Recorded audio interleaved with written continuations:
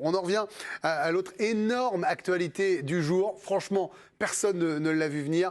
C'est l'envie de départ de Kylian Mbappé. On sentait bien depuis quelques semaines qu'il y avait un malaise. On sentait bien dans ses différentes sorties, on va les réécouter un petit peu plus tard, que quelque chose n'allait pas, jusqu'au hashtag PivotGang là, qui est arrivé il y a 2 jours. Mais là, Karine Galli, c'est le timing qui interpelle. Ce soir, le PSG joue contre Benfica. Dans 5 jours, c'est le Classico contre Marseille. La Coupe du Monde arrive. Est-ce que vous avez le sentiment d'un moi-jeu avant toute chose de sa part ? Enfin, ça, c'est pas nouveau. Lui, le timing, en vrai, il s'en moque. Pourtant, il sait très bien ce qu'il fait. Bien sûr qu'il sait ce qu'il fait, mais il a toujours su ce qu'il faisait. Il a très bien envisagé qu'il y aurait des répercussions lorsqu'il a décidé, en équipe de France, de parler de ce qui se passait en club. Enfin, Kylian Mbappé, il fait jamais rien au hasard. Quand il s'exprime, il y a toujours des messages qui sont diffusés. Il est entouré, donc voilà, tout est bien structuré, sauf que, en fait, c'est usant, parce que déjà, pendant une année, il nous a fait le coup de je reste, je pars, je ne sais pas, et il a le droit de ne pas savoir, mais bon, ça nous a pris quand même une année, et puis finalement, il décide de prolonger l'histoire, parce qu'il est heureux, parce qu'il veut gagner en France, parce qu'il est français, parce que le PSG, la lune de miel, elle n'a pas duré longtemps. Alors après qu'il ait des déceptions, c'est totalement audible, bien sûr, mais il y a un moment, en fait, c'est un joueur d'un sport co, c'est ça qui est sidérant, en fait, c'est que c'est pas un golfeur, c'est pas un tennisman, et si on lui a pas exactement, si on n'a pas répondu exactement à toutes ses attentes, c'est pas forcément parce que le PSG a voulu lui faire à l'envers, c'est parce qu'il y a aussi des paramètres à prendre en compte, et malgré toutes les bonnes volontés, malgré l'argent, etc., oui, le PSG n'arrive pas à faire exactement ce qu'il veut. Et puis, il y a un moment, il faut qu'il regarde aussi l'équipe. Enfin, l'équipe, elle n'est pas moins forte que l'an dernier. Il a la chance d'évoluer avec Messi. Oui, et mais avec c'est ça qui l'embête. Neymar. Ah oui, non, attendez. Non, mais l'an dernier, ça ne l'embêtait pas du tout. Hein.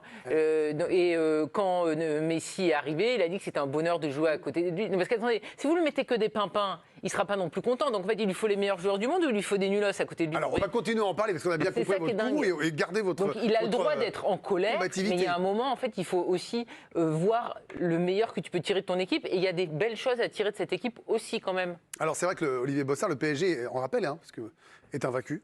Premier de son groupe avec des champions, premier du championnat de France. Est-ce que vous comprenez l'attitude, en tout cas, parce que si on donne l'info, c'est que l'info est confirmée par le journal L'Équipe, c'est une info de nos confrères espagnols Marca, ça a été confirmé par d'autres médias, les sources sont ultra fiables, on n'est pas sur des rumeurs, sinon on n'y serait pas allé. Est-ce que vous comprenez cette attitude ce jour-là ? Non, absolument pas. Et Karine, elle a complètement raison. Là, en faisant cette sortie maintenant, on est quand même que début octobre, il donne déjà l'impression de baisser les bras. Il donne l'impression que le PSG n'y arrivera pas et ne gagnera ni le championnat, ni la Ligue des Champions. Mais jusqu'à maintenant, jusqu'à preuve du contraire, tout va bien. En Ligue des Champions, ils sont bien placés. En championnat, ils sont premiers. Il y a pas de problème. Messi et Neymar n'ont jamais été aussi bons. Neymar est dans la forme de sa vie, donc on comprend pas trop, on comprend plus trop ce qu'il veut dans toutes ces déclarations, entre le poste où il veut jouer, son avenir, il nous perd un peu, et parfois Kylian Mbappé, il devrait aussi se mettre à la place des gens qui le regardent. Il a un contrat énorme, il est dans un club où le projet sportif est énorme, il joue avec Messi et Neymar, a priori il n'y a pas de problème. Finalement, pour lui, si, il y en a encore, donc là, clairement, il nous perd. Alors, Karine parlait du recrutement des joueurs à ses côtés. On va revenir le jour où il est présenté, où il présente officiellement sa prolongation, et il dit clairement « Je ne veux pas de droit de regard sur le recrutement. » Écoutez-le. Et si je peux intervenir, même si la question n'est pas pour moi, je reste quand même un joueur de foot. Peu importe, je suis ancré dans un collectif, peu importe, même si bien sûr il y a des statuts dans une équipe. Mais je reste quand même un joueur de foot et je n'irai pas au-delà de cette fonction. Bien sûr, si on est amené à parler football, j'aime le football. Tout le monde connaît ma passion. J'aime discuter foot, parler foot. Mais j'irai jamais au-delà de ma fonction de joueur de foot.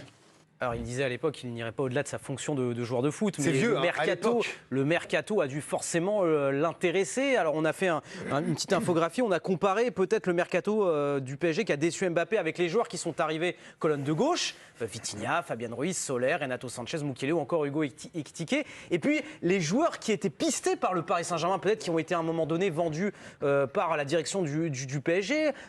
On a vu des semaines, des noms arriver comme Lewandowski, Bernardo Silva, Skriniar. au poste de défenseur central qui finalement n'est pas arrivé dans les dernières heures du mercato. Un garçon comme Scamacca, peut-être pour renforcer l'attaque du Paris Saint-Germain. On avait aussi entendu des noms de Rashford et Ousmane Dembélé. Peut-être qu'Mbappé avait envie d'avoir ces joueurs-là, être entouré avec des garçons comme Rashford ou Dembélé. Pierre et Ludo, on vous écoute. On va en parler longuement. L'émission ne fait que commencer. On va au Parc des Princes. Le PSG, je vous le rappelle quand même, joue ce soir contre Benfica. Match ô combien crucial pour la première place. Il le sait, Kylian. Il le sait, je pense qu'il le sait, Kylian Mbappé. Alors, on parlera, est-ce qu'il doit jouer, est-ce qu'il va jouer, quel accueil pour lui? Parce que je suis sûr qu'il y a des tonnes de supporters du PSG qui, là, l'ont très mauvaise ce soir. Bertrand Latour, vous allez guetter évidemment l'arrivée. Je ne sais pas s'il y aura le tapis rouge ce soir. Déjà, ça sera un premier indicateur. Et puis, vous voulez réagir également aux propos entendus sur le plateau. Tapis rouge. Il n'y a plus de tapis rouge depuis le Covid. Les joueurs arrivent directement par un souterrain. Mais effectivement, ce sera intéressant de voir l'accueil qui est réservé à l'annonce de la composition des équipes de Mbappé. Je ne suis pas sûr qu'il ait un mauvais accueil quand même, parce qu'il a quand même conserve une grande cote de popularité.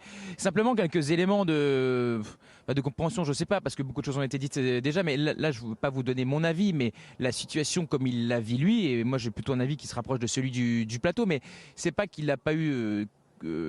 satisfaction sur toutes les demandes, c'est qu'il, de son point de vue, il n'en a eu aucune, et que le fossé est énorme entre les conversations qui ont été longues, et vous avez eu raison de le rappeler, qui ont amené sa prolongation, et ce qui s'est réellement passé. C'est-à-dire que d'une équipe qui se dessinait en 4-4-2, où il aurait été à la pointe de cette attaque avec un autre attaquant, comme il l'était du temps de Monaco, là où il a été le plus performant sur la durée presque en club, on est passé à un système en 3-4-3, donc là on est loin du compte. De Lewandowski, on est passé à Hugo Ekitike, d'un défenseur central supplémentaire qui devait être Skriniar.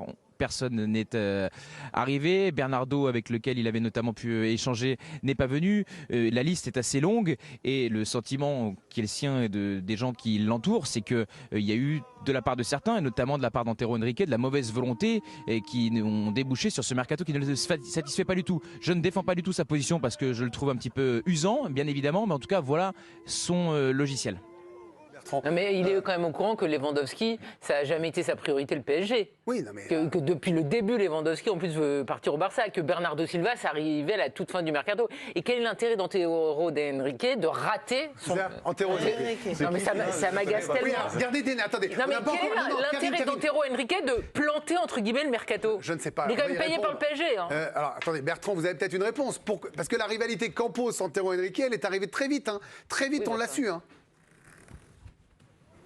Bien sûr qu'elle est arrivée très vite, mais sur le cas de Lewandowski, par exemple, il est assez facile de trouver que, par exemple, l'agent de Lewandowski est le même que celui de Neymar, et peut-être que l'intérêt, c'était pas d'avoir ces deux joueurs-là dans le même club, par exemple. Ludovico Bragnac. Qui se rassure avec Lewandowski. Hein. Valait mieux qu'il vienne pas. Parce que lui, quand il est devant le but, il va pas faire la passe, je vous le dis tout de suite. J'en suis la preuve vivante. Ah, donc, non, mais il aurait râlé parce que Lewandowski marquait plus de buts. Exactement. Fait descendre. Quel est votre sentiment là, à chaud, avant qu'on continue de développer sur son attitude du soir là? J'essaye un petit peu de me mettre dans sa peau. J'ai beaucoup de... Oui, ça se voit pas footballistiquement, ça dépasserait un peu, bon... J'essaye de me mettre à sa place, et je me dis que j'ai beaucoup de défauts, mais il y a un truc, c'est que j'aime la loyauté. Voilà, j'aime quand on me promet quelque chose, quand je suis en discussion, quand je suis en négociation, j'aime bien que les choses soient claires, carrées. J'imagine que lui aussi et que sa famille aussi, on va dire, ce sont des gens qui ont l'air d'être assez à cheval sur les règles, sur les choses. Donc moi, quand on me promet quelque chose et que derrière, ces choses-là ne sont pas tenues, je peux comprendre qu'il y ait chez lui une espèce de colère un peu latente qui pèse. Néanmoins, je dirais que la colère n'est pas la meilleure des conseillères, et notamment pour lui, en ce moment, il y a une Coupe du Monde qui arrive très bientôt. Je peux comprendre qu'il soit dans un état d'énervement qui a pris beaucoup de place, mais l'important, c'est sa Coupe du Monde. L'important, c'est de se qualifier, de faire le job avec le PSG avant, et après, il y aura possibilité de rediscuter, il y aura la possibilité de voir. Il y a un réajustement qui peut être fait au mercato. Je trouve qu'il se précipite un peu. Il n'y a pas le feu au lac. Tranquille, il est déjà à 8 buts en championnat, en Ligue des Champions, il va les mettre les pions, il n'y a pas de problème. Calme, tranquille, laisse passer le mercato, regarde comment ils vont travailler pendant le mercato d'hiver, ça va arriver très vite, joue ta Coupe du Monde, et après on parle, et après tu discutes. Mais là, il va se foutre le feu pour rien, parce que là, il va être dans la machine médiatique. C'est lui qui la lance. Oui, il la lance. C'est pas nous qui lui il va y avoir droit, quoi qu'il arrive. Bah, il le sait. Ça va lui faire une mauvaise image. Mais évidemment, quand on parle de toi tous les jours, il le suit, on va lui dire. Mais Ludo, il le sait. Karine a raison. Il le sait très bien. C'est lui qui a décidé ce timing. Hein. Mais c'est pas, je lui dis, c'est pas la meilleure des choses. Et Skriniar, qu'il arrive ou pas, ça ne changera rien à son problème. Tu parles de choses en négociation, que les choses soient carrées, tout le monde aime ça. Mais comment tu veux être carré et respecter tes engagements à dire lui va partir, je vais faire ça? C'est impossible. Il a été naïf. Donc de toute Et façon, il a été très à partir naïf. de ce moment-là, dans la négociation, tu peux pas demander ça, c'est pas possible. Et tu sais qu'il y a une marge d'erreur dans tous les cas. Après, moi, il y a deux choses. Je trouve déjà, c'est un manque de respect par rapport à tous ses coéquipiers, à tous ceux qui jouent avec lui, et que ce soit Neymar, Messi, mais même Sarabia, et on peut tous les passer. Et je trouve qu'en fait, c'est un aveu de faiblesse.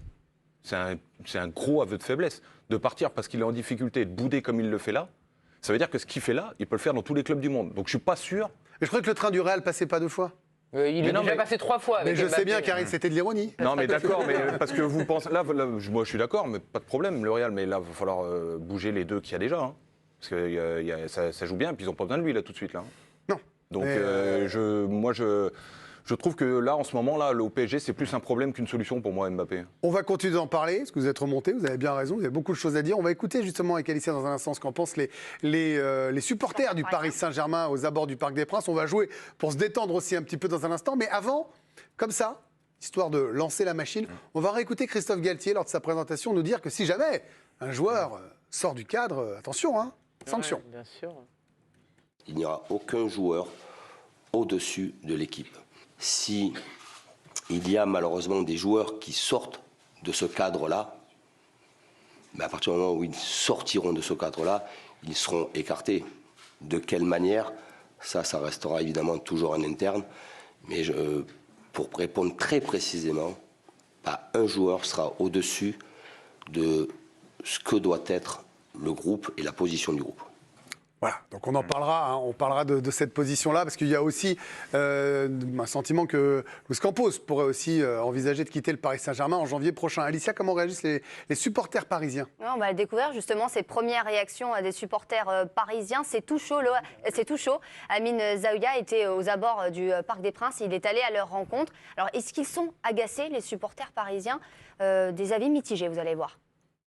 C'est vrai qu'il agace un petit peu, même sur le terrain. On voit qu'il fait des trucs qu'il ne faisait pas l'année dernière. En fait, il m'agace pas parce que je préfère avoir un mec qui a de l'ambition et qui a envie qu'avoir un mec qui n'a pas envie. Je trouve ça bête. Ce mec-là, il est bourré de talent, mais je trouve qu'il régresse dans mon estime à cause de ses petits comportements de petite star. Donc je comprends d'un sens son mécontentement, mais ça reste normalement dans le cadre de l'institution. Faut pas que ça sorte sur les réseaux sociaux. C'est un peu des deux, ça m'agace oui et non, parce que c'est vrai, il a raison, on lui fait des promesses.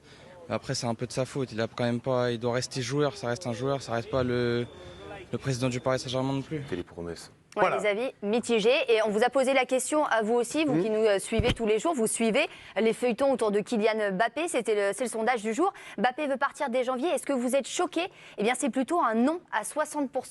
Pour vous, il y avait des signes qui annonçaient qu'il serait très vite agacé si les conditions n'étaient pas respectées. On en reparle, on parlera aussi On du veut match. savoir ce que Léo Messi pense.